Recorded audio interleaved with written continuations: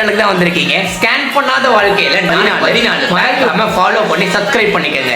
நம்ம செடி உயிர் பொழைச்சிருச்சு. காலையிலே எந்திரிச்சு 1/2 லிட்டர் தண்ணியை குடிச்சிட்டு 7 அதிசயம் இல்ல 8 அதிசயம். நான் ரொம்ப காலையில சீக்கிரம் எந்திரிச்சிட்டேன். உடம்பு ஹீட் அதிகமா இருக்கனாலையும் நம்ம தலையில சொட்ட விழுற மாதிரி இருக்கனாலையும் நல்லா எண்ணெய் தேய்ச்சிட்டு வழக்கம் போல வாய்ப்புண்ணுக்கு மருந்து வச்சேன். குளிச்சிட்டு பார்த்தா நம்ம கவுட்டி எண்ணெய் 1/2 கிலோ பால்காவை எடுத்துட்டு வராரு. கேட்டா நான் நேத்தே கொடுக்க மறந்துட்டேன்றாரு. ஸ்வீட்டை பார்த்தா நம்ம சும்மா விடுவோமா? அது ஒரு வெட்டிட்டு கௌதம் ஹெல்மெட் எடுங்க.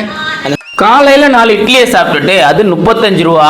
அண்ணன் கொடுத்த சில்லறை அப்படியே வாங்கிட்டு போய் 2 வாழைப்பழத்தை வாங்கிட்டு அலுவலகத்துக்கு போனேன். முதல் வேலையா பாலை புடிச்சு ஓட்ஸ்ல ஊத்தி ஃப்ரிட்ஜில் ஊத்திட்டு பார்த்துட்டு சாப்பிட போனேன். வாய்ப்புண்ணு வேற ரொம்ப எரிச்சல். சாப்பிட்டுட்டு 500 ரூபா கொடுத்தேன். 110 ரூபா சாப்பாடு. ஆனா சில்லறை இல்லன்ட்டாங்க. நான் 10 ரூபா சேஞ்ச் வேற கொடுத்தேன். அதுக்கும் சில்லறை இல்ல. ஒரு வழியா சில்லறையை வாங்கிட்டு சாயங்காலம் ஓட்ஸ் கூட சாப்பிட முடியல. வாழைப்பழத்தை சாப்பிட்டுட்டு ஜிம்முக்கு போனேன்.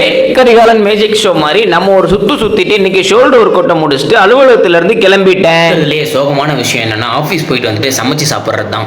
நைட்டுக்கு தோசை முட்டையை சாப்பிட்டுட்டு டேவை முடிச்சுக்கிட்டேன். நாளைக்கு மீண்டும் சந்திக்கலாம்.